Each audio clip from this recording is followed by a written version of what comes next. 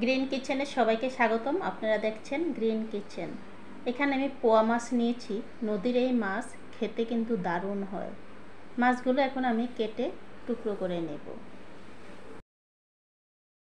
মাছগুলো টুকরো করে কেটে ধুয়ে পরিষ্কার করে নিয়েছি। এখন সামান্য পরিমাণ লবণ আর হলুদ দিয়ে মেখে নেব।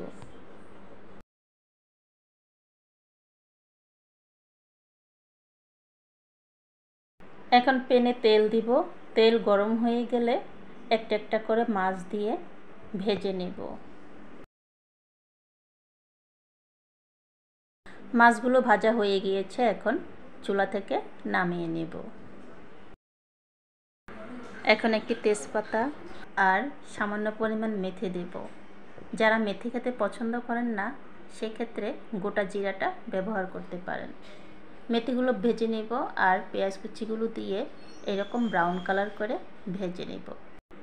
পেঁয়াজগুলো ব্রাউন কালার করে ভেজে নিয়েছি। এখন 2 টেবিল চামচ পেঁয়াজ বাটা, 1 চা চামচ জিরা বাটা, হাফ চা চামচ হলুদের গুঁড়ো, হাফ চা চামচ মরিচের গুঁড়ো, হাফ চা চামচ ধনিয়ার গুঁড়ো, 4টি কাঁচামরিচ দিয়েছি আর দিব স্বাদ মতো লবণ।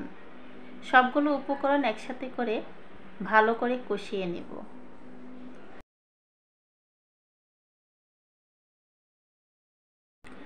মশলা ভালো করে কষানো হয়ে গিয়েছে, এখন দিয়ে দিব টমেটো বাটা। টমেটো বাটা দেওয়ার পর আরও কিছুক্ষণ নেড়ে চেড়ে কষিয়ে নেব। কষানো হয়ে গেলে জল দিয়ে দিব। জল দেওয়ার পর আরও কিছুক্ষণ ভালো করে ফুটিয়ে নেব। যখন এভাবে জল আর মশলাটা ভালো করে ফুটে উঠবে তখন দিয়ে দিব ভেজে রাখা মাছ।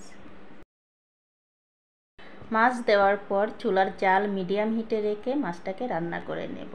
মাছ প্রায় হয়ে গিয়েছে, এখন ধনেপাতা দিয়ে দিব। ধনেপাতা দেওয়ার পর 1 মিনিট ঢাকনা দিয়ে ঢেকে দিব।